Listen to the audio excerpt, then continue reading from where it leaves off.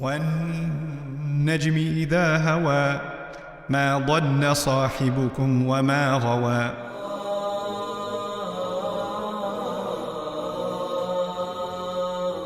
That's when a group of men surprised King Dawood in his chambers. He's the prophet that had 99 wives, right? No, it says... Hey, just use Bayyina TV. We break down every section of the Quran into straightforward, understandable pieces. I started Bayyina TV to make the Quran accessible for people of all levels of understanding. The beauty and guidance found within its passages shouldn't be limited to scholars. Click the link to start your journey into the Quran and Arabic today.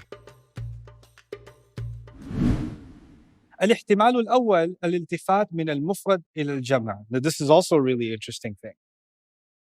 You saw in the previous ayah, turn away from someone who turned away from our remembrance, and that someone didn't want anything but worldly life. How many people were being talked about? One. But now you see ذَلِكَ مَبْلَغُ home. That is the extent of their knowledge. We went from one person to lots of people. All of a sudden, this is called iltifat, switching. The switch happened here from one person to lots of people all of a sudden. What's the point of that? The point of that is Allah is making a connection between individual emotions and societal trends. You have, as a person, as an individual, you have your thoughts, your feelings, your emotions, but you don't even realize how much of them are being controlled or limited by the trends and the dominant discourse in the society in which you live.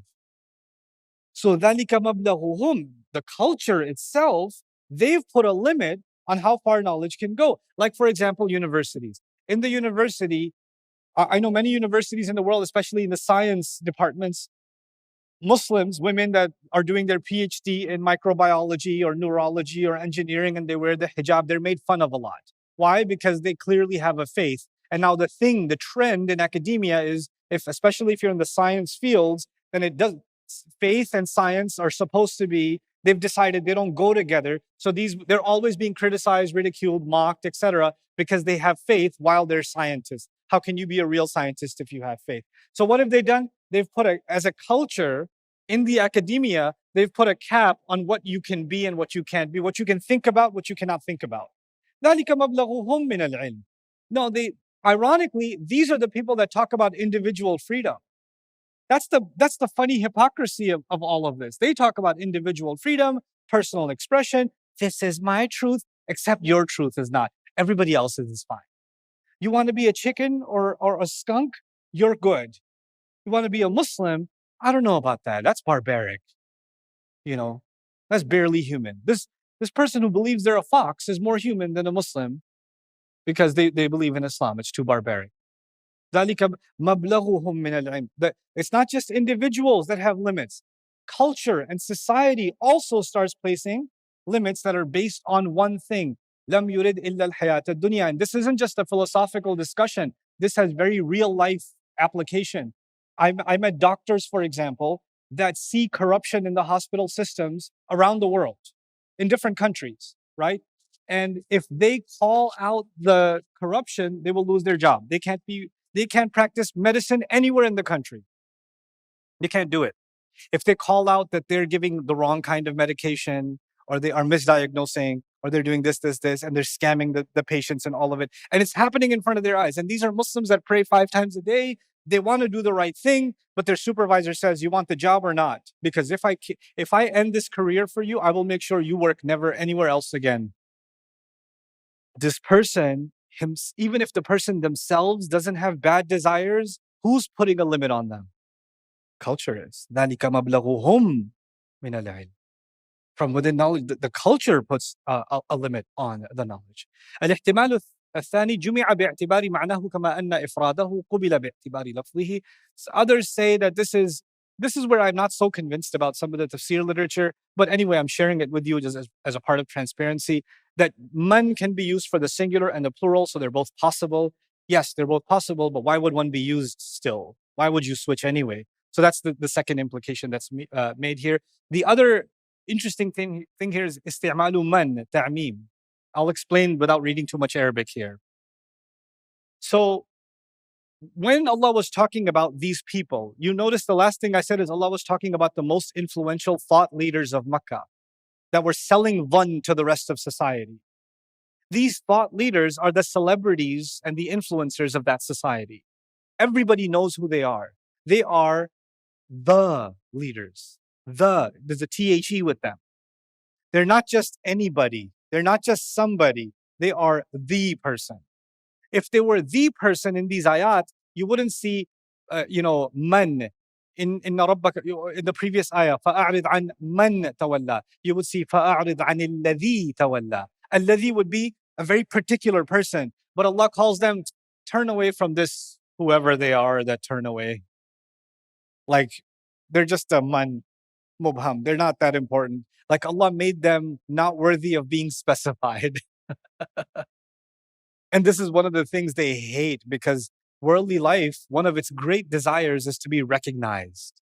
You work so hard to lead. You work so hard to become a millionaire. You work so hard to become famous, and you don't know who I am?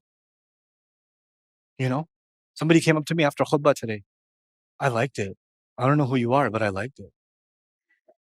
And I was like, I like you. What's your name? He goes, Imran. I was like, well, now I know your name.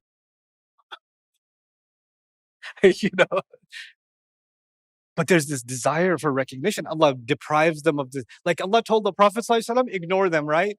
But in the word man, Allah ignored them too. Like Allah started himself, lead by example. So he said man. So ذَلِكَ مَبْلَغُهُم مِّنَ الْعِلْمِ. They're all the same. They're not some individual special thing. The other thing here that I've written is inside versus outside knowledge. Notice the ayah. Yesterday we read, they have no knowledge at all. Remember that? مَا لَهُم بِهِ مِنْ عِلْمٍ وَمَا لَهُم بِهِ مِنْ عِلْمٍ. They have no knowledge whatsoever. But now he's saying something else. He's saying this is the extent of their knowledge. They seem like two different things. Because if you say this is the extent of their knowledge, that means they have some knowledge. It's just limited. So today's ayah is about limited knowledge, and the last ayah was about no knowledge at all. You see the difference? Now we're going to see an interesting. Quran makes equations that you don't find in mathematics and you don't find in literature. You only find them in the Quran. Allah is equating limited knowledge of something with no knowledge of something. I'm going to give you a silly example to help you understand this problem. My dad, alhamdulillah, Allah has given him great recovery. He had a quadruple bypass a few years ago. He had surgery. And this man is terrified of doctors. Before, terrified. So when he started exhibiting signs of weakness and he has hard time going up the stairs and things like that, took him to the doctor. They said, maybe you should see a cardiologist. Took him to the cardiologist. They said, you're 80% blocked. We need to do something right now. And he said, no, I'm just going to eat bananas. This is the most Pakistani thing, by the way. Bananas cure everything, if you don't know. Yaar, bas kele khaunga, sab theek ho jayega. And the doctor's like, no, you can eat bananas, but you still have to have surgery. The problem there was that bananas are healthy. That's great. I'm going to eat food with less, oil, or less oily food, less cholesterol, whatever, right? He has some knowledge, but that some knowledge in this situation is equal to what? No knowledge. Now, I gave this silly example because Allah has given us a knowledge of the seen world, and combined with the seen world is the unseen world, starting with ourselves. Part of me is seen, part of me is unseen. There's a ruh inside me. We talked about the eye, the seen eye and the unseen eye, the seen ear and the unseen ear, the seen heart and the unseen heart. Remember that? Partial knowledge, in many cases, especially in critical cases, is equal to what? No knowledge. In a court case, because it's a serious issue, somebody presents partial evidence, which in the end is equal to what? No evidence. Partial evidence, no evidence. If a research paper produces partial results, practically it is the same as what? No results. Practical results is no, partial results are no results. So Quran is building a thought process here. You cannot build a worldview on something partial. You cannot reach reality through a partial view. So he says about them, This is the limit of their knowledge, explaining, yes, they do know some things, but even those some things they know, because they are partial, they equal nothing. So the first statement, مَا لَهُمْ بِهِ مِنْ عِلْمٍ, is actually true, and now it's even better explained. It's further elaborate. This is how Quran explains itself.